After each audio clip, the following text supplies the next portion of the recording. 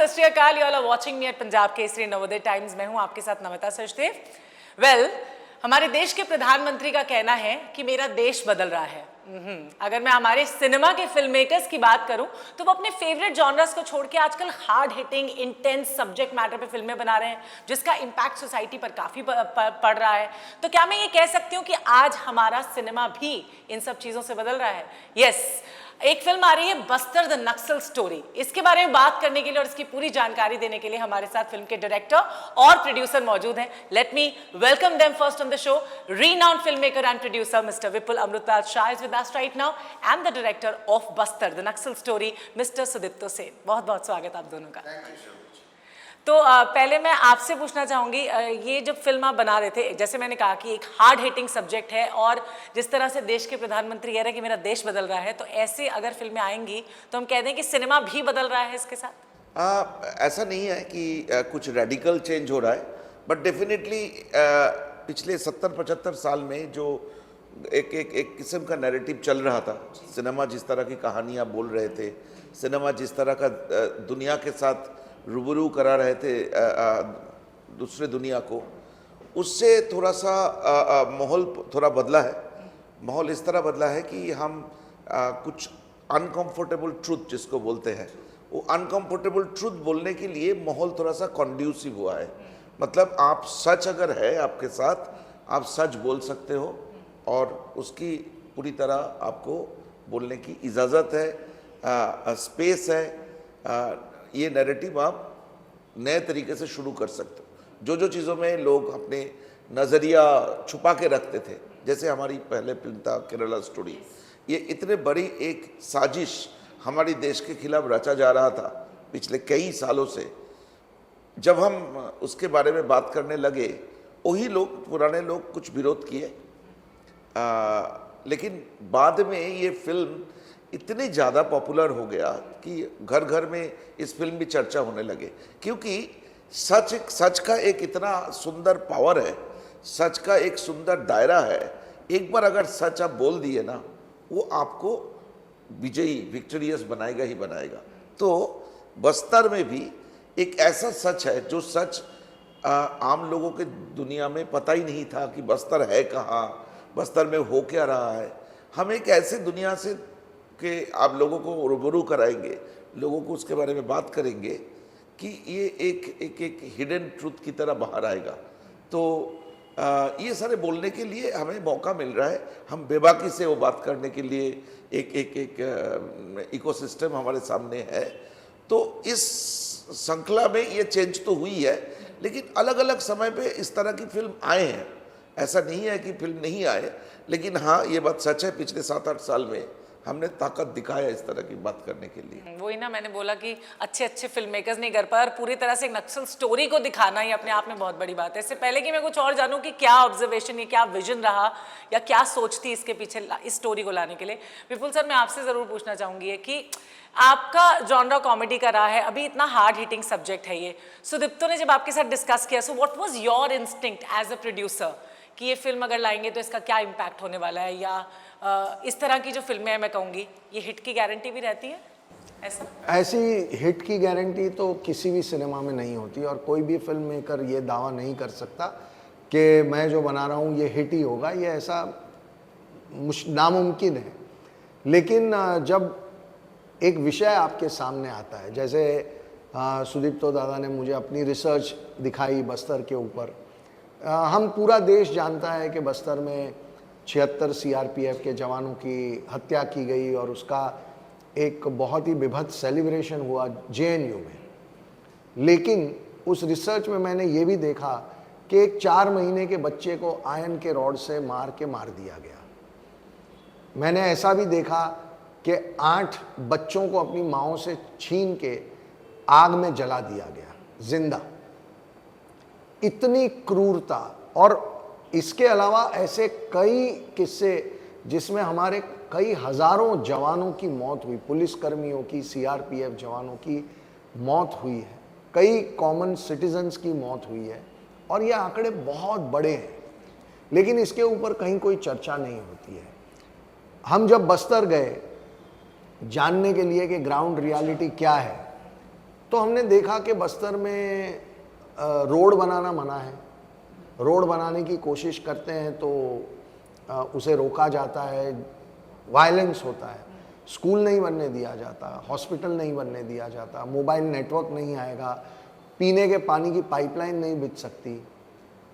तो ये जो हमारे देश के अंदर रहते हुए जो हो रहा है, आप वहाँ भारत का झंडा नहीं फहरा सकते। तो ये सब जब हमने देखा, सुना, जाना, तो अंदर से मेरा दिल दहल गया। मुझे लगा कि ये फिल्म तो बनानी ही चाहिए, ये बहुत इम्पोर्टेंट है कि हमारा देश समझे इस बात को, क्योंकि ये एक नक्सल का पहलू सिर्फ बस्तर में लिमिटेड नहीं है। बड़े शहरों में बैठे हुए जो कुछ इंटेलेक्चुअल लोग हैं जो इस नक्सली हिंसा को जस्टिफाई करते हैं, एक नेक्सस बना हुआ है, उनको कवर फायर देते हैं, उनकी वायलेंस को, उनकी हिंसा को जायज़ ठहराने की कोशिश करते हैं। तो हमारे देश के अगेंस्ट एक इतना बड़ा षड्यंत्र चल रहा है, और उसके बारे में जब मुझे पता चला तो मुझे लगा ये फिल्म बनाना, अगेन लाइक केरला स्टोरी, ये मेरी एक ड्यूटी है कि मैं ये फिल्म बनाऊं। ये भारत के प्रति मेरी ड्यूटी है। और मुझे ऐसा लगता है कि एक फिल्म जब ऐसा विषय लेके आती है, जैसे केरला स्टोरी के साथ हुआ, कि आज केरला स्टोरी के रिलीज के 9 महीने के अंदर ये सब्जेक्ट अब एक नेशनल डिबेट है। अब इसे कोई इग्नोर नहीं कर सकता या कोई छुपा नहीं सकता। बस्तर भी अब हम देखें तो न्यूज़ चैनल, तो हमारी पूरी कोशिश ये होगी कि हमने वैसी फिल्म बनाई है कि लोग देखें, और देखने के बाद लोग इस विषय पे फिर चुप ना रहें। इसके ऊपर एक ऐसी कार्रवाई होनी चाहिए कि ये मामला हमेशा के लिए ख़त्म हो जाना चाहिए। ये हमारी इच्छा है, हमारी कमिटमेंट है टुवर्ड्स आवर नेशन, हमारे लोगों के प्रति, वहाँ की माँओं के प्रति, कि एक बच्चे को आपको नक्सलवादियों को देना ही पड़ता है, ऐसा नियम है। अगर अपने घर का एक बच्चा आपने नहीं दिया तो पूरी फैमिली को मार देंगे। तो माँ क्या करे, अपने बच्चे को दे दे, नक्सली बनने दे, उसे पढ़ाए नहीं। ये किस तरीके का माहौल है वहाँ पे। तो हम ये सब सच्चाई जो है वो हम लोगों के सामने ले आना चाहते हैं। तो सुदीप, तो ये मतलब आइडियोलॉजिकली अगर मैं बात करूँ या साइकोलॉजिकली बात करती हूँ, तो ये आइडियोलॉजी बेस्ड फिल्म होगी या इंसिडेंट्स बेस्ड होगी? डेफिनेटली आइडियोलॉजी तो है। जैसे विपुल जी ने बताया कि इस देश को, देश के लिए जो भी खतरा पैदा करेगा, इस देश के लिए जो भी कोई कॉन्स्पिरेसी स्टेज करेंगे, ये हम एक कॉन्शियस ह्यूमन बीइंग होने के नाते, कॉन्शियस फिल्म मेकर होने के नाते, ये हमारी जिम्मेदारी बनता है कि ये सारे सच को एक्सपोज करें। That is the ideological part. रहा ह्यूमन पार्ट, रहा साइकोलॉजिकल पार्ट। बात क्या है कि जैसे विपुल जी अभी कुछ आपको इन्फॉर्मेशन दिए कि वहाँ पे हमारी फिल्म की एक कैरेक्टर है जो वहाँ की ओरिजिनल कैरेक्टर से लिया गया है। उस माँ की एक बेटा जो मर गए ये नक्सली वायलेंस में, उसकी पति को मार दिया गया, टुकड़े टुकड़े करके काट के मार दिया गया। उनकी बेटी एक ऑर्फेनेज में बड़े हुए, और माँ बेटी को उस माहौल में रखना नहीं चाहते हैं, तो कुछ दोस्तों की मदद से उनको शहर भेज दिया। अब वो बच्ची माँ के पास नहीं आ सकता, माँ उस शहर, उस जगह का नाम है कुट्रू, बीजापुर में, वहाँ से बाहर नहीं जा सकते। तो एक माँ क्या मिला उनको पति को दे दिए, दोनों बच्चे उनसे चले गए। आप बताइए कि जिस देश में अभी चंद्रयान में 4 एस्ट्रोनॉट जा रहे हैं आसमान में, हाँ, उस देश में एक माँ अपने बच्चे से नहीं मिल सकते। एक माँ सिर्फ जिंदा इसलिए है कि कभी ना कभी एक दिन उनको बेटी के साथ उनका मुलाकात होगी।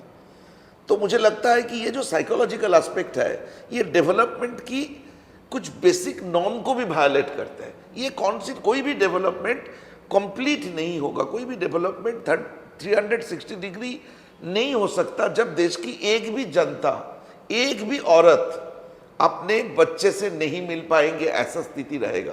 तो हमने दोनों जगह पे, हमने लोकल मुद्दे को ट्रीट किए, हमने साइकोलॉजिकल एस्पेक्ट्स, हमने सोशियोलॉजिकल एस्पेक्ट्स को बारीकी से सोचा, बारीकी से देखा, कैसे कैसे इंसिडेंसेस हमारे सामने आए। वो सिर्फ एक माँ की कहानी नहीं है, पूरे बस्तर की माओं की कहानी है, बस्तर की बच्चों की कहानी है, बस्तर की आम ट्राइबल्स की कहानी है। वो वहाँ पे हम लोकली उसको साइकोलॉजिकल एस्पेक्ट, सोशियोलॉजिकल एस्पेक्ट में ट्रीट किए। When we come back to the national level, because यहाँ पे ये फिल्म उत्तर प्रदेश के लोग भी देखेंगे, चेन्नई में बैठ के लोग भी देखेंगे, नॉर्थ ईस्ट के लोग भी देखेंगे, तब हम आइडियोलॉजी की बात की। So it's a mix match of both ideology and psychological aspect. So आप ये बोल सकते हैं it's a film on a human tragedy. तो मैं आइडियोलॉजी की बात कर रही थी कि मैं मतलब फिल्म की तो चलो आपने बताया कि किस तरह की आइडियोलॉजी है, किस तरह के इंसिडेंट्स पे होगी है। अगर मैं नेशनल लेवल पे बात करूँ, आई एम श्योर कि केरला स्टोरी के बाद और अभी जो बस्तर आप दोनों साथ में लेकर, आप दोनों की आइडियोलॉजीज काफ़ी मैच करती होंगी, करेक्ट? हम बिल्कुल एक टीम की तरह काम करते हैं और हमारे बीच में कोई गैप नहीं है। मैं जो मटेरियल मेरे पास आता है मैं उसकी संवेदना को समझते हुए उस फिल्म को बनाने की कोशिश हम मिल के करते हैं। हमारे सारे फैसले हम मिल के लेते हैं और हम बिल्कुल इन सिंक हैं विद ईच अदर, इसलिए हमारी फिल्मों में वो सिंक भी दिखता है। जैसे केरला स्टोरी में वो सिंक आपको दिखाई दिया होगा, बस्तर में भी दिखाई देगा। यस, बस्तर में भी दिखाई देगा। देखिए, मैं आपको एक और बात बताना चाहता हूँ कि चलिए हम क्या कह रहे हैं ये भूल जाते हैं 2 मिनट के लिए। यूनाइटेड नेशन की रिपोर्ट है कि इंडिया में, वर्ल्ड में जो सबसे बड़े 3 डेंजरस संगठन है, एक ISIS है नंबर 1, सेकंड है बोको हराम जो अफ्रीका में है, और तीसरा है इंडियन माओइस्ट। ये उनकी रिपोर्ट है। वॉल स्ट्रीट जर्नल की एक रिपोर्ट है, ये भी अमेरिकन है और लेफ्ट लीनिंग न्यूज़पेपर है। उनकी रिपोर्ट है कि 100 years of communism, 100 million people dead, 10 crore लोग मारे गए हैं पूरी दुनिया में। तो हमारे देश में अगर हम हमारे देश से प्यार करते हैं तो हमें इन लोगों को एक्सपोज करना चाहिए, ये हमारा फ़र्ज़ है। बट जब मैं, जैसे हम बात भी कर रहे थे अभी कि 76 CRPF के जवानों को मार दिया था, और अब हमने टीज़र में भी देखा जहाँ पे अदा इस बात को की बात कर रही हैं, और JNU जैसी यूनिवर्सिटी जब उसको इतना ग्लोरीफाई करके उसका जश्न मनाती है, उसके बाद हमने देखा कि बहुत सारे ऑपरेशंस भी हैं पुलिस की तरफ से, बट फिर भी नक्सलवाद ख़त्म नहीं होता है। उस पर आप लोगों का क्या टेक है? ये बातें फिल्म रिलीज होने से पहले बोलना थोड़ा मुश्किल है। हमारी जो टेक है वो फिल्में हैं, तो डेफिनेटली आप देखेंगे हम क्या बोलना चाहते थे। और हमने definitely as a filmmaker हमने कोई सोल्यूशन नहीं दिए, हमने प्रॉब्लम को बात किए, प्रॉब्लम की जेनेसिस किए, वो प्रॉब्लम कहाँ से शुरू हुई और वो प्रॉब्लम की कैसे कैसे उसकी डाइवर्सिफिकेशन हुआ, और उस प्रॉब्लम से बाहर आने के लिए क्या क्या हुई है उसके बारे में हमने विस्तार से बात की, बारीकी से एकदम ग्राफिकली बात की। लेकिन सॉल्यूशन देना हमारा काम नहीं है। विपुल जी और मैं फिल्म मेकर हूँ, हमने एक आर्किटेक्ट नहीं है कि हमने वहाँ पे कोई रास्ता प्लान करेंगे, हमने कोई सिविल इंजीनियर नहीं है कि वहाँ पे स्कूल बिल्डिंग प्लान करेंगे। लेकिन हमें मालूम है कि जो हो रहा है वो सही नहीं हो रहा है, और जो सही नहीं हो रहा है वो बहुत लोगों के पास सही ढंग से पहुँच नहीं रहा है। उसमें क्या प्रॉब्लम है कि एक लोग एक किस्म की एनालिसिस करते रहते हैं कि अगर CRPF की एक्शन हो रहा है, बस्तर से 100 किलोमीटर दूर और एक जंगल है जिसका नाम है झाबुआ। बस्तर में 82% पॉपुलेशन, बस्तर में जो जंगल के बीच में जो बस्तर बसते हैं वहाँ पे 82% पॉपुलेशन ट्राइबल है, और झाबुआ में 100% पॉपुलेशन ट्राइबल है। लेकिन झाबुआ में माओइस्ट नहीं है। झाबुआ कहानी, झाबुआ के लिए कोई फिल्म बनाने की ज़रूरत नहीं है, क्योंकि जंगल में जो लोग रहते हैं, जो आदिवासी है, जो ट्राइबल है, उनकी एक बहुत ही सुंदर ऑर्गेनाइज्ड प्लानिंग किया हुआ ज़िंदगी है। तो झाबुआ में बड़े आराम से बसते हैं लोग, और झाबुआ की जो कहानी है वो देखने लायक है। कैसे एक ट्राइब अपने एजुकेशन से, अपने परंपरा से देश को कंट्रीब्यूट कर रहा है।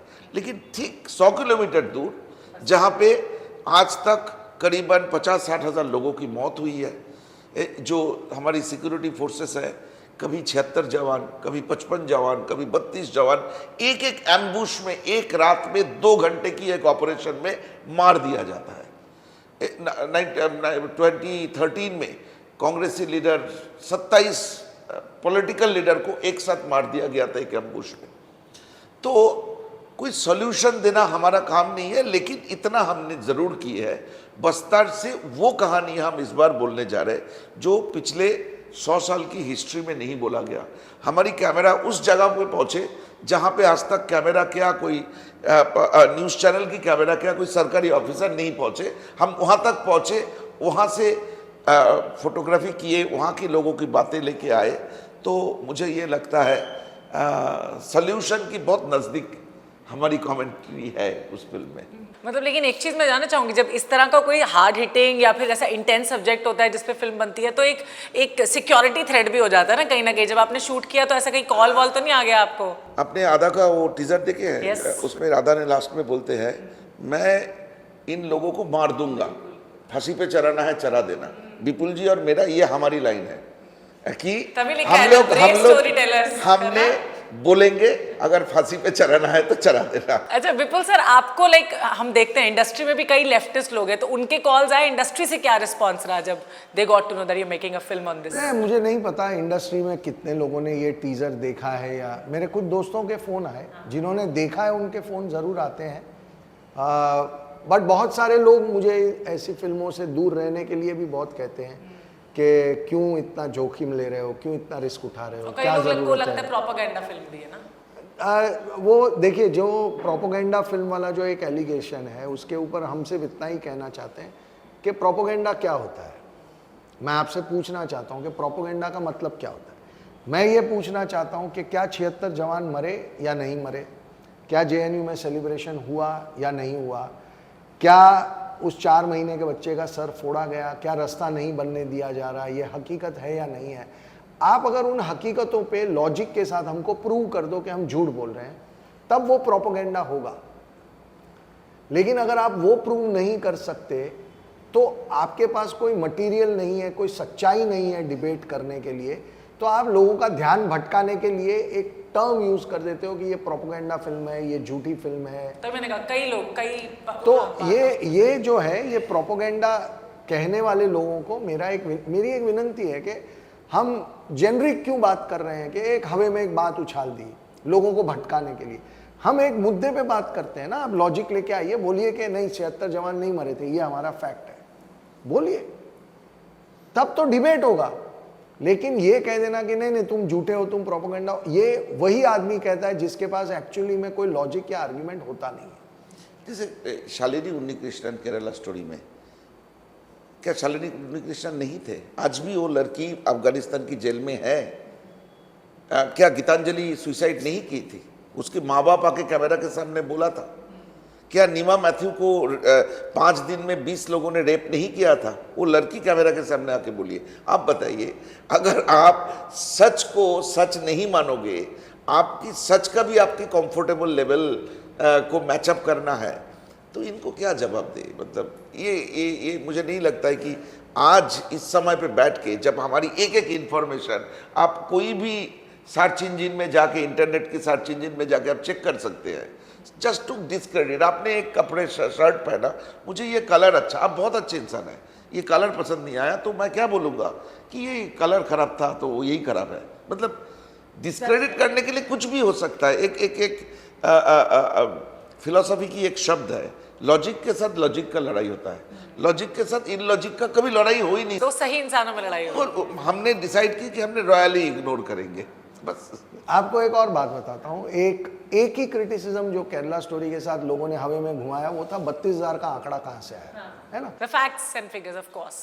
तो अब देखिए, 6 जून पिछले साल हमने YouTube पे एक 17 मिनट का वीडियो डाला है जिसमें हमने 32,000 के आंकड़े को डिटेल में आंकड़ों के साथ एक्सप्लेन किया। हाँ? उसके ऊपर कोई मीडिया बात नहीं करना चाहता। हमने मीडिया वालों को फोन भी किया कि ये वीडियो देखिए, इस पे बात करना बहुत जरूरी है। तुमने नंबर जानना चाहते थे, हमने नंबर का ब्रेकडाउन दिए है। तो इस वीडियो की सच्चाई के बारे में बात करना जरूरी है। उनका हमें फोन आया कि वो जो दूसरे तरफ के लोग हैं ना, वो इस वीडियो पे डिबेट नहीं करना चाहते। तो उन्होंने क्या किया, उस वीडियो को साइलेंट करने की कोशिश की। क्यों? क्योंकि अब हम नाम लेके आपको आंकड़े दे रहे हैं जो अब तक हम नहीं देना चाहते थे। लोगों के नाम देना अच्छी बात नहीं होती। हमने उन सब से परमिशन ली कि हम आपका नाम यूज करेंगे क्योंकि हमारी फिल्म को झूठा बोलने की कोशिश की जा रही है। उन्होंने परमिशन दी, हमने उनके नामों के साथ, आंकड़ों के साथ एक एक ब्रेकडाउन करके दिया। तो उसके ऊपर खामोशी हो गई। फिर आसान है ये कहना ये प्रोपोगेंडा है, तो ये एक्चुअल सच्चाई है। और ये बस्तर के साथ भी होगा। जिस दिन ट्रेलर आएगा हमें बोला जाएगा हम प्रोपोगेंडा फिल्म है, हम बीजेपी के चमचे हैं, हम ये हैं, हम झूठे हैं, लेकिन कोई तथ्यों पे बात नहीं करेगा। मैं चाहता हूं कि मीडिया उनको तथ्यों पे पूछे कि प्रोपोगेंडा और वो सब साइड पे छोड़िए ना, आप प्रूव करिए कि ये झूठ है, ये जो फिल्म का ट्रेलर बोल रहा है या फिल्म बोल रही है ये झूठ है, ये आप साबित करिए, तब बात समझ में आएगी, हम पब्लिक में माफी मांगेंगे। बाकी कहने के लिए आपके पास कुछ है नहीं और प्रोपोगेंडा की आप तूती बजाएंगे तो उससे तो मैं कुछ रिएक्ट ही नहीं कर सकता। मतलब मुझे तो ऐसा लगा कि सुदीप्तो जब ये आइडिया जब आप लोग डिस्कस कर रहे होंगे और पहले केरला स्टोरी, फिर अब ये द नक्सल स्टोरी, इसके बाद जब सिनेमा से लोग बाहर निकल होंगे कहीं ऐसा ना कहे सुदीप्तो अब बस कर। हमारा काम है फिल्म बनाना, हम वही कर सकते हैं और से ज़्यादा और कुछ नहीं कर सकता। आपकी चेयर में भी नहीं बैठ सकते। चेयर तो वैसे मुझे लगता है ये तो आनी जानी चीज है, कब छिन मतलब जाए ऐसा नीचे मतलब है में कि पता नहीं। आप जितना मतलब खूब ये ऑर्गेनाइजली क्वेश्चन कर रहे हैं और डिस्कशन कर रहे हैं, उस चेयर में बैठ के मैं भी नहीं कर सकता। तो हमारा काम है फिल्म बनाना, तो हम बनाते जाएंगे। तो जैसे इसके बाद विपुल जी एक बैंक रॉबरी के ऊपर फिल्म कर रहे हैं और मैं भी और कुछ करने की सोच रहा हूँ।